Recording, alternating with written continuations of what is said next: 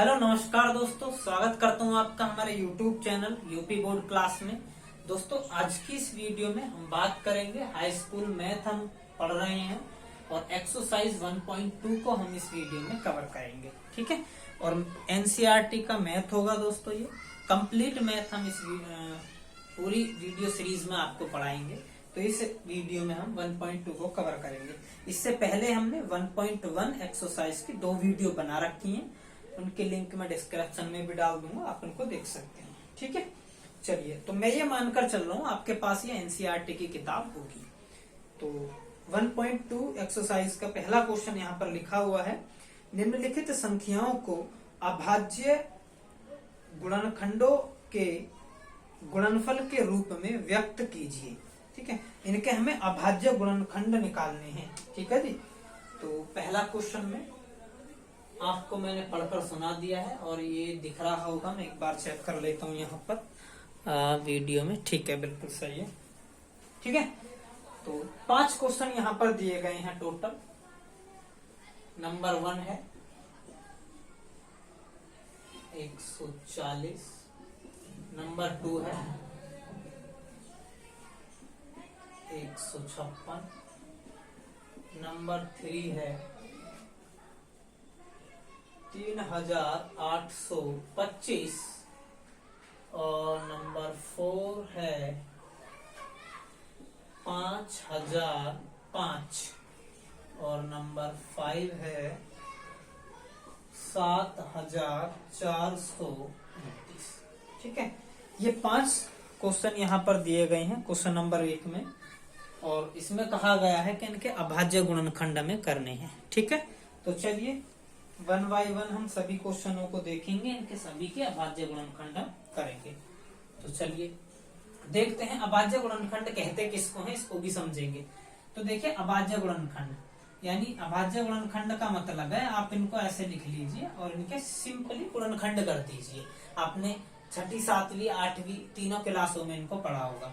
और गुणनखंड करने का तरीका आपको पता ही होगा। सबसे पहले हम छोटी संख्या से भाग करते हैं, उसके बाद अगर उससे नहीं कटता है तो फिर उससे बड़ी, फिर उससे बड़ी, ऐसे करके हम चेक करते हैं। ठीक है, तो आप ये मैं मानकर चल रहा हूं कि आपको भाज्यता के नियम आते हैं।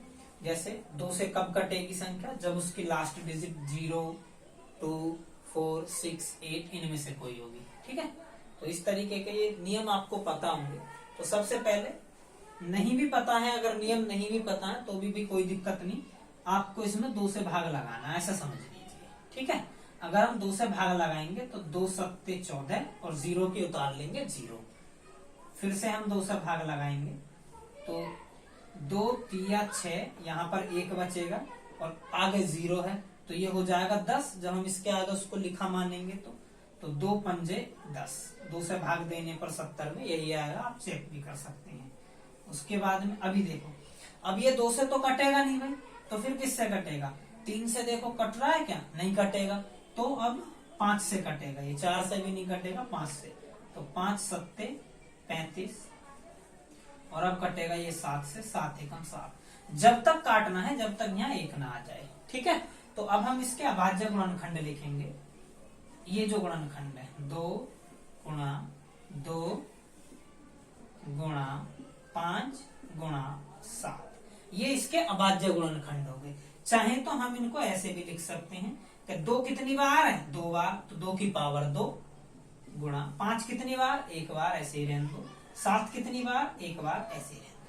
तो ये क्या हो गए? इसके अभाज्य गुणनखंड हो गए। यही इसका हो गया आंसर। ठीक है जी, तो इस तरीके से आपको इन सभी के अभाज्य गुणनखंड निकालने होते हैं। मैं उम्मीद करूंगा आप आसानी से इन सभी के अभाज्य गुणनखंड निकाल लेंगे।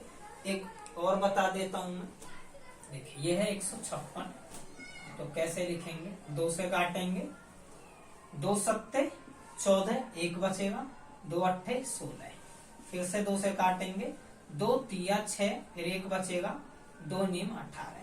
अच्छा, अगर ये बात आपको समझ में नहीं आ रही है भैया कैसे काट रहे हैं हम, तो भाग दे सकते हैं हमें नहीं, या फिर आप कमेंट कर दीजिएगा, मैं इसके बारे में भी आपको बता दूंगा फिर अगली वीडियो में कैसे हमने काटा। फिर अब देखो किससे कटेगा, ये अभी 3 से कट जाएगा, 3 एकम 3 और 3 तिया 9। अब किससे कटेगा? अब 13 से ही कटेगा। 13 एकम 13। तो इसके अभाज्य गुणनखंड कौन से हो गए अगर हम लिखें तो 2 गुणा 2 गुणा 3 गुणा 13। या इसको हम कैसे लिख सकते हैं? 2 कितनी बार है? 2 बार। 3 कितनी बार? 1 बार। और 13 कितनी बार है? 1 बार। तो ऐसे भी लिख सकते हैं। ये हो गया भैया आपका आंसर। ठीक है जी। ऐसे ही इसको मैं सभी बता देता हूं तेजी के साथ में। अब देखो भाई लास्ट में 5 आ रहा है तो 2 से तो ये कटेगा नहीं। अब किससे कटेगा? 3 से काट कर देख लेते हैं। अगर 3 से कटेगा तो 3 से ये कट जाएगा। ठीक है, 3 से काटेंगे। 3 एकम 3, 3 दूनी 6, यहाँ 2 हो जाएगा तो ये 22, 3 सत्ते 21 और 3 पंजे 15। ठीक है जी। अब फिर से काट के देख लेंगे भी कटेगा क्या 3 से? हाँ जी कटेगा। 3 चौका 12, 3 दूनी 6 और 3 पंजे 15। ठीक है। इसके बाद में फिर से देख लेंगे अब किससे कटेगा ये। अब 5 से कट जाएगा भी। 3 से तो कटेगा नहीं, 4 से भी नहीं कटेगा, 5 से कटेगा ये। तो काटेंगे 5 अट्ठे 40 और 5 पंजे 25। ठीक है। उसके बाद फिर से काटेंगे। अब किससे कटेगा? 5 से ही कटेगा। 5 से कितनी बार? 17 बार। 17 पंजे 85। ठीक है जी। अच्छा अब कितनी बार? ये 17 से ही कटेगा और 1 बार। इसके बाद जब गुणनखंड क्या हो जाएंगे तो 3 गुणा 3 गुणा 5 गुणा 5 गुणा 17। या इसको कैसे लिख सकते हैं? 3 कितनी बार है? 2 बार। 5 कितनी बार है? 2 बार। और 17 कितनी बार है? 1 बार। तो इस तरीके से भी लिख सकते हैं इसके अभाज्य गुणनखंड। ठीक है। ऐसे ही इसके अभाज्य गुणनखंड अगर हम करेंगे तो देखो ये कटेगा डायरेक्ट 5 से, ना 2 से कटेगा ना 3 से कटेगा। 5 से काटेंगे। 5 एकम 5, 0 की 0, 0 की 0, 5 एकम 5। अभी किससे कटेगा ये? अब अगर हम इसको चेक करें तो अभी ये कटेगा 11 से। 11 से काटेंगे।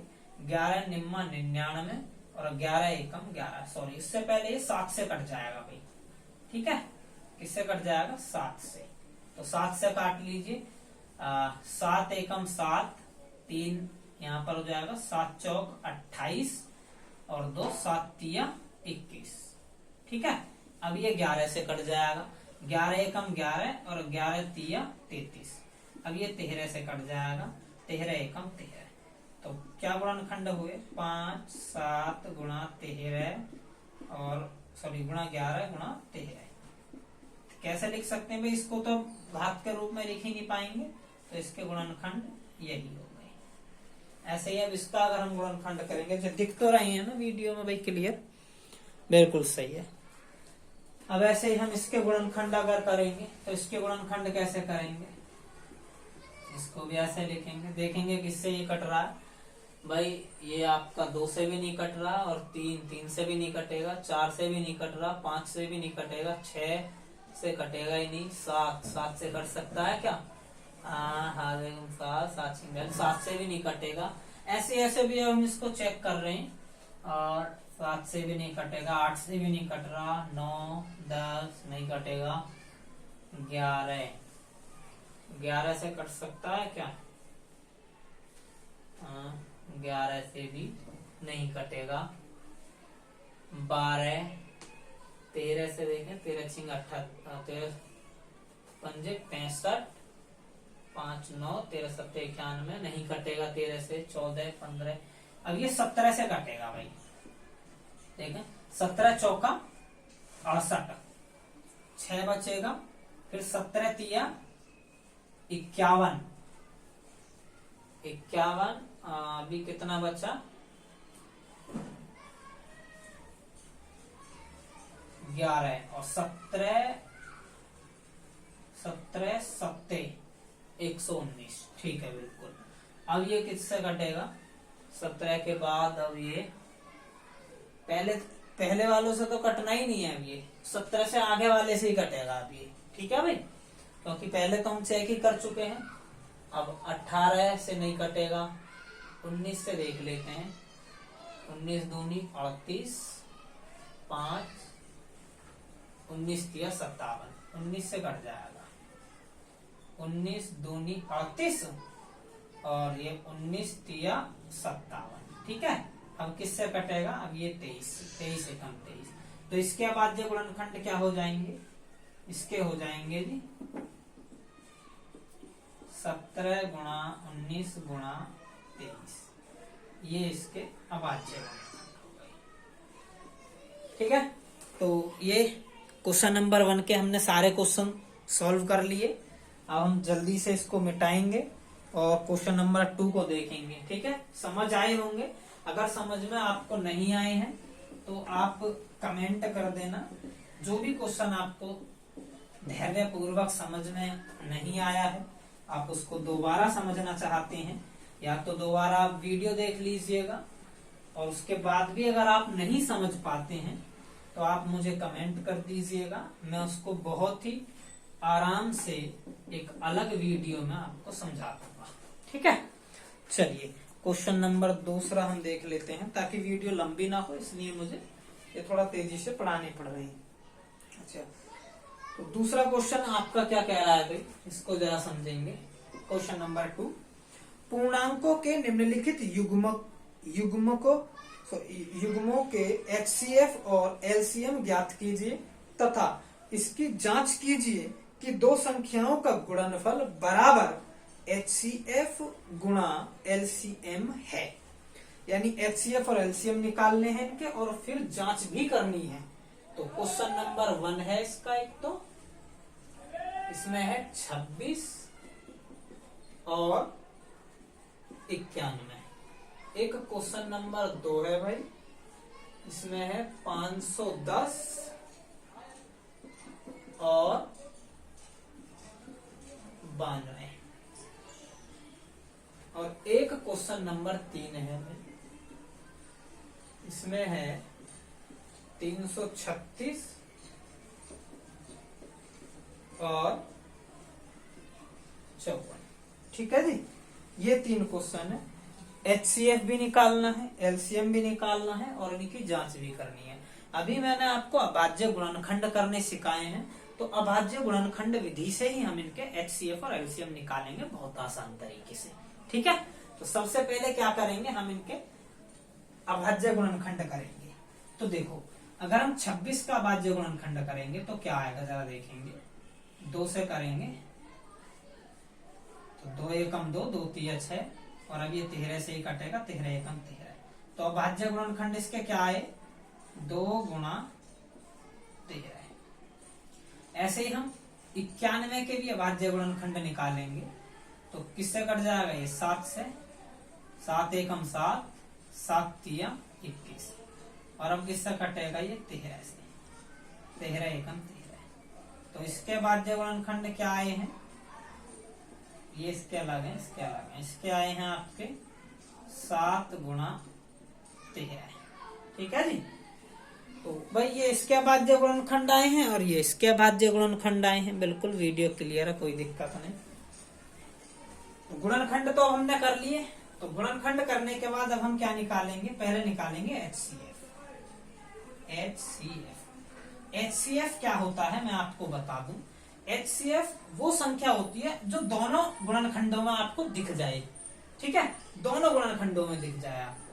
तो देखो 13 यहाँ भी दिख रहा है आपको, 13 यहाँ भी दिख रहा है, तो HCF क्या हो जाएगा, 13 आंसर आपका।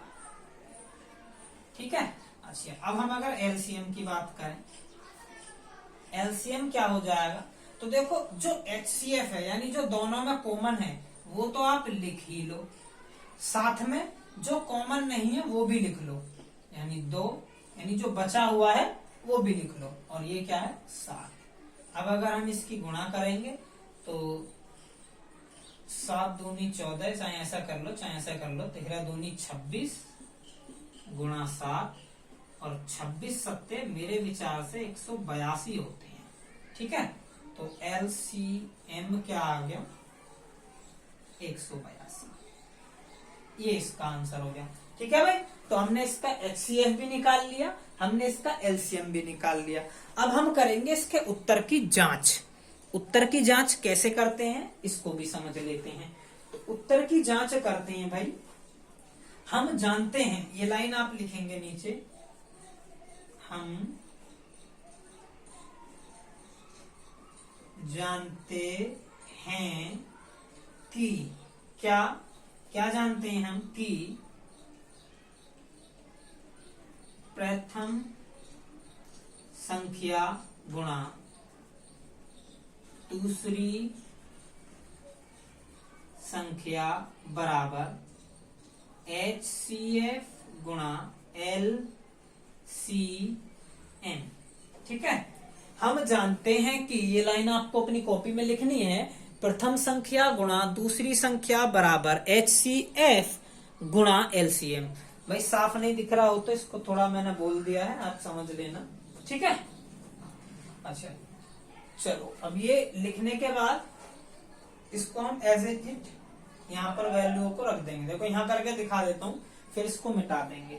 ठीक है, क्या है ये, हम जानते हैं कि, क्या हम जानते हैं कि प्रथम संख्या गुणा दूसरी संख्या बराबर HCF गुणा LCM। ठीक है जी, प्रथम संख्या क्या है 26 गुणा दूसरी संख्या 91 बराबर HCF क्या निकल कर आया है 13 और LCM क्या आया है 182। ठीक है जी, पहली संख्या 26 थी, दूसरी संख्या 91 थी, HCF 13 निकल कर आया था, LCM 182 निकल कर आया था। ये क्या है, ये एक फॉर्मूला है, एक सूत्र है उत्तर के जांच करने के लिए। ठीक है, ये आपको याद करना पड़ेगा। ठीक है भैया, तो अब इनकी हम गुणा करेंगे और देखेंगे ये दोनों अगर आपस में बराबर आते हैं तब आपका आंसर सही है, और अगर बराबर नहीं आते हैं तब आपका आंसर गलत है। तो देख लेते हैं, अब गुणा करनी तो आपको आती होगी भाई। अगर देखो जल्दी से गुणा करनी मैं आपको बताऊं, ठीक है, कैसे हम तेजी से गुणा करें। जैसा मान लीजिए ये गुणा है, अब इसको करेंगे, देखो तो 26, ये गुणा आपको कर लेंगे भी, 9 छिक्का 54, 5 लगेगा, 9 दूनी 18 और 5 23 होते हैं मेरे विचार से, 6 6 और ये 3 और 2, यानी कितना आ जाएगा इधर गुणा करने पर 23 66। अब इधर गुणा करेंगे हम, 13 दूनी 26 का 6 हासिल लगेगा 2, 13 अट्ठे 104 और 2 106 हासिल लगेगा 10, 13 एकम 13 और 10 23।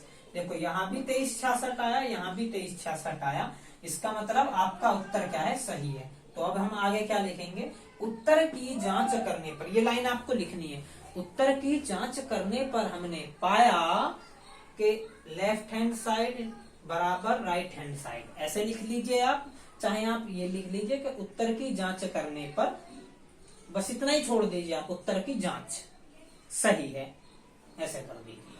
ठीक है, तो ये आपका पहला सवाल हो गया। इसी तरीके से आपको ये दूसरा सवाल और तीसरा सवाल भी करने हैं। ठीक है जी, अब चलिए मैं आपको बता देता हूँ तेजी के साथ में सवालों को। ठीक है भाई, पहला सवाल मैंने आराम से आपको बताया, अब इनको मैं थोड़ा तेजी के साथ में कर देता हूँ, आप देख लीजिएगा। तो क्या है भाई, पहले 510 का हम क्या निकालेंगे, अभाज्य गुणनखंड 2 दूनी 4, 1 हो जाएगा, 2 पंजे 10, ये 2 पंजे 10। अब ये किससे कटेगा, ये तो 5 से ही कटेगा भाई, 3 से कट जाएगा, तो 3 अट्ठे 24, 3 पंजे 15। अब किससे कटेगा, अब 5 से ही कटेगा, 17 पंजे 85। ठीक है, अब किससे कटेगा, ये 17 से। तो इसके अभाज्य गुणनखंड क्या आए हैं, 2 गुणा 3 गुणा 5 गुणा 17। अब हमारे पास एक है 92, इसके अभाज्य गुणनखंड निकालेंगे, 2 से करेंगे, 2 चौके 8, 2 छिक्की 12, फिर से 2 दूनी 4, 2 तिया 6, और फिर से हम यहाँ देखेंगे तो 23 एकम 23। ठीक है, ठीक है भाई।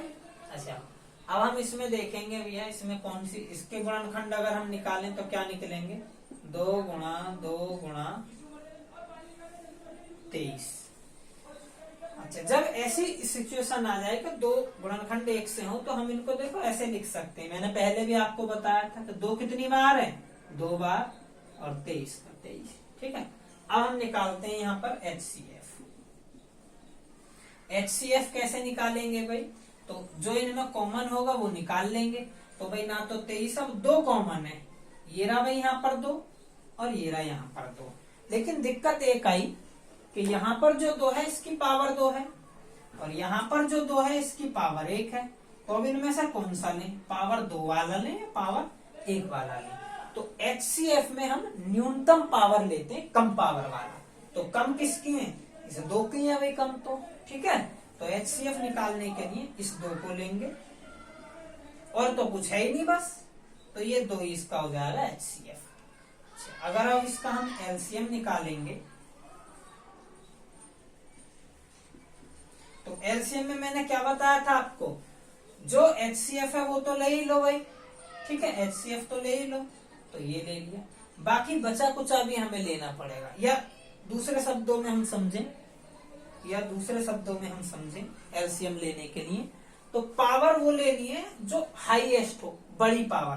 तो बड़ी पावर क्या है, 2 की पावर 2 गुणा, अब जो बचा कुचा है वो भी ले लो, तो 3 बच गया, 5 बच गया, इधर 17 बच गया और इधर 23 बच गया। इन सभी की गुणा करेंगे तो वही आपका आंसर आ जाएगा। गुणा इतनी लंबी है भाई, आप कर सकते हो, मैं समझता हूं, फिर भी मैं कोशिश करता हूं। ये हो गया, इसको खोलेंगे तो ये 4, देखो अब मैं शॉर्टकट कर देता हूँ, इसको खोलेंगे तो 4 हो जाएगा, ये 4 तिया 12 लिख ही लेता हूँ यार, फिर कभी आपका हो क्या जी समझ नहीं आया। ठीक है, तो देखो 4 तिया 12 और 12 पंजे 60, मैं 60 गुणा 17 गुणा 23 कर सकता हूँ। ठीक है, अब देखो 17 छिक्के होते हैं 102, तो 102 और 0 गुणा 23। अब इसकी गुणा तो आप कर ही सकते हो। ठीक है, चेक कर लेता हूँ भाई एक बार, कोई दिक्कत तो नहीं है, नीचे दिख जाएगा इधर को।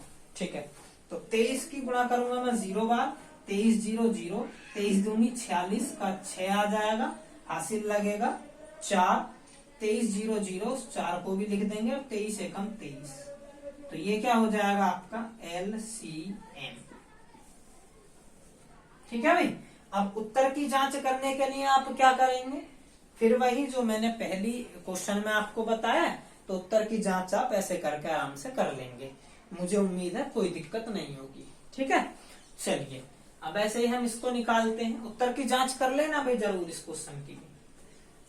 तो देखिए 336 का पहले निकालेंगे, 2 से काटेंगे, 2 एकम 2, 2 छिक्की 12 और 2 अट्ठे 16, फिर इसको काटेंगे, 2 अट्ठे 16 और 2 चौक 8, फिर इसको करेंगे 2 चौक 8, 2 दूनी 4, फिर इसको 2 दूनी 4, 2 एकम, अभी 3 से करेंगे, 3 सत्ते 21 और फिर इसको 7 से करेंगे, 7 एकम 7। अब भाज्य गुणनखंड अगर हम देखें इसके कितने निकल कर आए, तो 2 की पावर डायरेक्ट में लिख रहा हूँ, चलो रेन दो 2 गुणा 2 गुणा 3 गुणा 7। तो अब देखो इसको डायरेक्ट लिख रहा हूँ, 1 2 3 4, तो 2 की पावर 4 में लिख सकता हूँ, ये 3 और ये 7, कोई दिक्कत नहीं आता ला। चलिए इसके अगर मैं निकालूं 54 के अभाज्य गुणनखंड, तो 2 दूनी 4, 2 सत्ते 14, अभी ये 3 से जाएगा, 3 नीम 27, फिर से 3 से, 3 तिया 9 और ये फिर से 3 से, 3 एकम 3, तो इसके अभाज्य गुणनखंड क्या है, 2 गुणा 3 गुणा 3 गुणा 3। अगर इनको मैं लिखने चाहूं तो 2 गुणा 3 कितनी बार है, 3 बार। ठीक है, अब इनके क्या निकालने हैं मुझे, HCF और LCM। तो देखो भाई HCF निकालने के लिए क्या तरीका था भाई मेरा, आपको बताया था मैंने। वीडियो तो सही चल रही है, ठीक है भाई, सही चल रही है, कोई दिक्कत नहीं आ रही। तो HCF निकालने का क्या तरीका बताया था मैंने, जो कॉमन है या फिर जो छोटी पावर है वो ले लीजिए। देखो 2 यहाँ भी है, दिख रहा है भैया, ये लीजिए 2 यहाँ पर भी है और 2 यहाँ पर भी है, लेकिन हमें लेनी है छोटी पावर। तो छोटी पावर कहाँ है, यहाँ, तो ये वाला 2 ले लो। गुणा। अभी और कुछ भी है क्या कॉमन? हाँ है भाई, 3 यहाँ पर भी है, 3 यहाँ पर भी है, लेकिन छोटी पावर कहाँ है? यहाँ, तो ये वाला 3 ले लो। अभी और कुछ भी है क्या कॉमन? अब कुछ नहीं है, तो यही हो गया आपका HCF, यानी कि 2 3 6। ये 6 आपका आंसर हो गया भाई HCF। अब अगर हम बात करें किसकी? LCM की। LCM क्या होगा? मैंने बताया भाई जो कॉमन है वो तो लेना ही है, और LCM में क्या ले लेना है? बड़ी घात लेनी है, बड़ी घात। तो 2 की भाई 2 यहाँ 1 बार है, यहाँ 4 बार है, तो 2 लो 4 बार।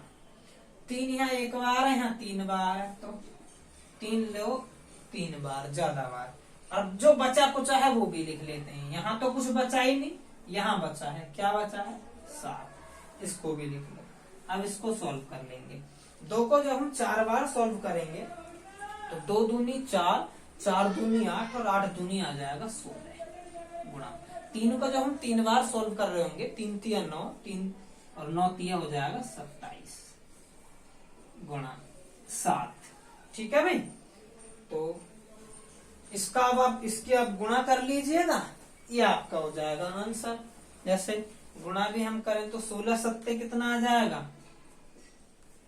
112 गुणा 27। अब ये गुणा आप करेंगे और कमेंट बॉक्स में इसका मुझे आप आंसर बताएंगे कि LCM क्या आएगा। ठीक है, और इसके भी उत्तर की जांच फिर आप करेंगे भाई अपनी कॉपी में। कोई दिक्कत भी यहाँ तक? चलिए, मुझे लगता है आपको ये बात समझ आई होगी। अच्छा, मैं वीडियो को अभी यहीं रोक रहा हूँ ताकि भाई वीडियो ज्यादा लंबी ना हो।